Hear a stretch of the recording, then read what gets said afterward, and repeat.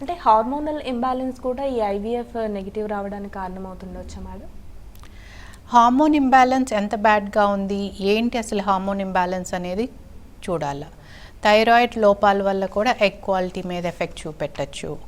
లేదా polycystic ovarian syndrome ఉన్న వాళ్ళకి కూడా అప్పుడప్పుడు కొంతమందిలో వెయిట్ ఓవర్గా ఉన్నప్పుడు కూడా మనకి ఎగ్ క్వాలిటీలో ఇంపాక్ట్ కనపడచ్చు. అలానే మగవాళ్ళల్లో కూడా బ్రెయిన్ నుంచి హార్మోన్ సరిగ్గా ఉత్పత్తి కాకపోయినా కానీ, లేదా టెస్టిస్ ఫంక్షనింగ్ సరిగ్గా లేకపోయినా కానివ్వండి, మనకి ఎఫెక్ట్ చూపెడతాయి అన్నమాట స్పర్మ్ ప్రొడక్షన్లో. ఓకే. సో అయితే ఇప్పుడు మనం చూసుకుంటే స్ట్రెస్ఫుల్ లైఫ్ స్టైల్ కానీ, ఫుడ్ హ్యాబిట్స్ కానీ ఐవీఎఫ్ పైన ఎంత ప్రభావం చూపిస్తాయి మేడం? ఫుడ్ హ్యాబిట్స్ డెఫినెట్లీ ప్రభావం చూపెడతాయి. ఎందుకంటే క్యాలరీ ఇంటేక్ అనేది ఇంపార్టెంట్, అట్లానే క్వాలిటీ ఆఫ్ ఫుడ్ కూడా చాలా ఇంపార్టెంట్ అన్నమాట. క్వాలిటీ ఆఫ్ ఫుడ్ అంటే మనం తినాల్సిన ప్రపోర్షన్స్లో తింటున్నామా లేదా, ఆ ఫుడ్లో ప్రోటీన్స్ ఉన్నాయా, విటమిన్స్ ఉన్నాయా, లేకపోతే మినరల్స్ ఉన్నాయా, ఫైబర్ ఉందా, ఇవన్నీ ఏంటంటే మన గట్ మీద ఎఫెక్ట్ చూపెడుతుంది. మన గట్ నుంచి వచ్చే ప్రొడక్ట్స్ కానివ్వండి, లేదంటే మన గట్లో ఉండే క్రిమికీటకాలు, కొన్ని హెల్ప్ఫుల్ క్రిమికీటకాలు కూడా ఉంటాయి.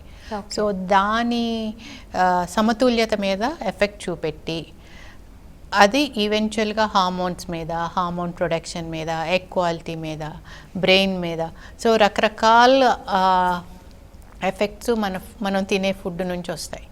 ఇది ఇప్పుడు కొత్తగా వెస్ట్రన్ కంట్రీస్లో ఐడెంటిఫై చేసి మనకు చెప్తున్నారు. కానీ ఒకప్పుడు మన ఆయుర్వేదంలో కానివ్వండి, మన చిన్నప్పుడు కానివ్వండి, మనం తినే ఫుడ్డు, మన హెల్త్, ఇవన్నిటి వల్లే మనం ఎట్లా బతుకుతున్నాము, మన లైఫ్ స్టైల్ని బట్టే మన హెల్త్ కూడా డిపెండ్ అయి ఉంటుంది అని మన పెద్దవారు ఎప్పుడూ చెప్తూనే ఉండేవాళ్ళు.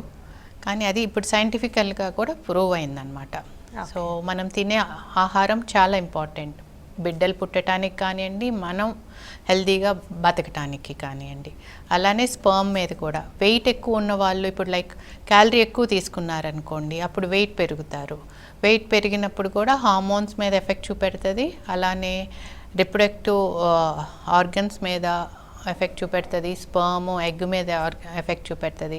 సో ఈ అన్నిటి ప్రభావం వల్ల ఈవెన్ ఐవీఎఫ్ చేశాక కూడా రిజల్ట్స్ తక్కువగా ఉండటం గమనిస్తూ ఉన్నాం అన్నమాట. ఓకే. సో ఐవీఎఫ్కి ప్రొసీడ్ అవుతున్న కపుల్స్ ఎలాంటి జాగ్రత్తలు తీసుకోవాలి మేడం? ఐవీఎఫ్కి ప్రొసీడ్ అయ్యే ముందు ఎలా ప్రిపేర్డ్గా ఉండాలి?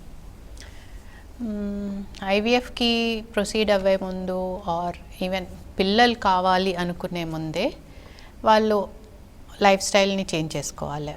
అట్లీస్ట్ 3 months ముందు నుంచి జాగ్రత్త పడాలి. వెయిట్ కరెక్ట్గా ఉన్నారా లేదా, ఎక్కువ ఉంటే వెయిట్ తగ్గటం ఎలా అంటే ఎక్సర్సైజ్ కానివ్వండి, డైట్ కంట్రోల్.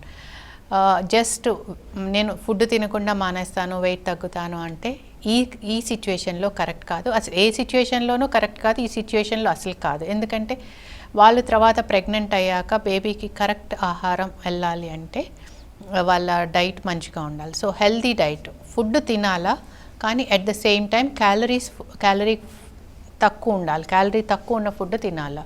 ఎక్సర్సైజ్ రెగ్యులర్గా చేయాలా. అట్లా అని ఓవర్గా ఎక్కువగా చేయకూడదు. 1 to 2 hours, 2 hours కంటే ఎక్కువగా చేసినా కానీ బ్రెయిన్ మీద ఎఫెక్ట్ పడి మళ్ళీ హార్మోన్స్ అంతా ఇంబ్యాలెన్స్ అవుతాయి. ఎగ్ ప్రొడక్షన్ ఉండదు, లేదా స్పర్మ్ ప్రొడక్షన్ ఉండదు. సో ఏదైనా వితిన్ లిమిట్స్ చేయాలి. డైట్ కంట్రోల్, ఎక్సర్సైజ్, అట్లనే స్మోకింగ్, ఆల్కహాల్ ఇలాంటి హ్యాబిట్స్ ఉంటే ఆపేసేయాలా. డ్రగ్స్ అనేవి అసలు దగ్గరికే రానియకుండా చూడాలా. ప్లస్ స్ట్రెస్ రిలీఫ్ కూడా ఇంపార్టెంట్. టైంకి నిద్రపోవటం ఇంపార్టెంట్. నిద్రపోతున్నాం, మాకు 8 hours స్లీప్ వస్తుంది, వీఆర్ ఫైన్ అంటే కుదరదు. టైంకి పండుకోవటం, టైంకి లేకపోవటం వల్ల కూడా హార్మోన్స్ యొక్క సమతుల్యత వస్తుంది. దానితో కూడా మనకి ప్రెగ్నెన్సీ ఛాన్సెస్ ఇంప్రూవ్ అవుతాయి. సో ఇవన్నీ కూడా డెఫినెట్గా పేరెంట్స్ అవ్వాలనుకునే ప్రతి ఒక్కరూ పాటించాల్సినవి. ఓకే.